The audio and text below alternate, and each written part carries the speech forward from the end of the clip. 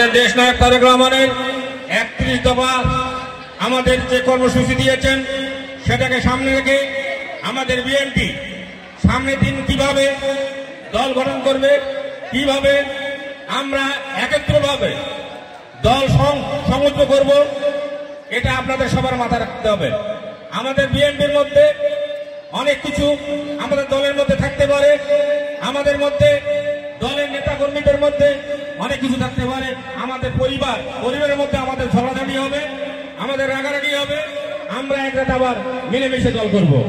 তাই আমরা আপনাদের কথা, আমাদের বিএনপির কথা আমরা কোনো অবস্থায় যেন বাইরে কোনো জায়গায় সমালোচনা না করি, আমরা চার দোকানে না সমালোচনা করি, মানুষের কাছে না সমালোচনা করি।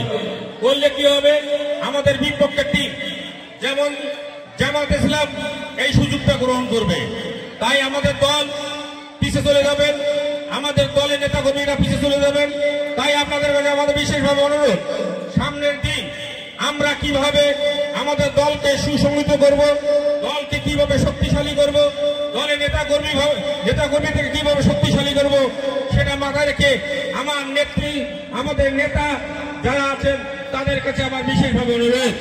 আমাদের দেশ নায়ক তারেক রহমান বলেছেন আমরা মিলেমিশে আমরা বিএনপি করব, আগামী দিনে তারেকের হাতকে শক্তিশালী করব, বিএনপিকে হাতকে শক্তিশালী করব এবং আমাদের 5ই যে আগস্ট নতুন বাংলাদেশ আমরা পেয়েছি, সেই বাংলাদেশে আমাদের বিএনপিকে সংসদে সরকার গঠন করব, এই প্রত্যাশা রেখে আমার বক্তব্য শেষ করছি। শহীদ জিয়া রহমান, খালেদা জিয়া জিন্দাবাদ, তারুণের প্রতীক তারেক রহমান জিন্দাবাদ। সবাইকে ধন্যবাদ।